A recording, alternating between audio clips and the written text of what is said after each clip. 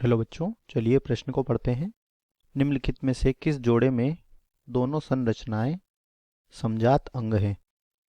तो बच्चों, हमसे यहाँ पर प्रश्न पूछा गया है कि निम्नलिखित दिए गए विकल्पों में से कौन से जोड़े में जो दोनों संरचनाएं हैं वह समजात अंग है।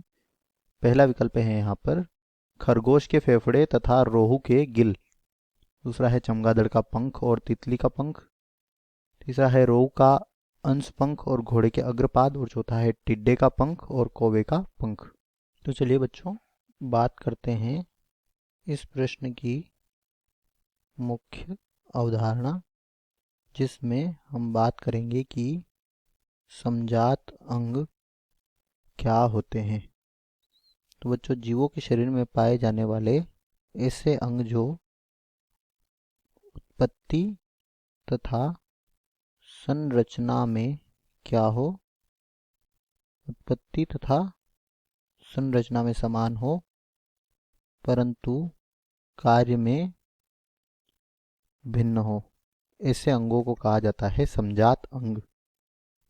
और अगर हम यहाँ पर बात करें विकल्पों की, तो पहला है खरगोश के फेफड़े और रोहू के गिल।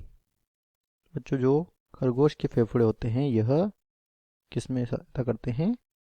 श्वास लेने में।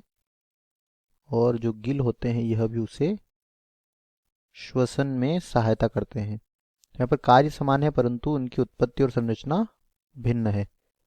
और ऐसे अंग जिनके कार्य समान हो वह समजात अंग नहीं कहलाते हैं, तो यह विकल्प गलत हो जाएगा।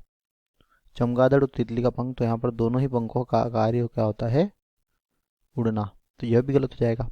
रोहू का अंश पंख और घोड़े के अग्रपाद, जो रोहू के अंश पंख होते हैं यह उसे तैरने में सहायता करते हैं और घोड़े के अग्रपाद उसे दौड़ने में। यहाँ पर दोनों का कार्य भिन्न है और उत्पत्ति और संरचना समान है, तो यही हमारा उत्तर हो जाएगा। और टिड्डे का पंख और कौवे का पंख उसे एक ही कार्य में सहायता करते हैं जिसे कहते हैं उड़ना, तो यह भी गलत होगा। तो यहाँ पर दिए गए प्रश्न का सही उत्तर हो जाएगा विकल्प सी। आशा करते हैं आपको समझ आया होगा। धन्यवाद।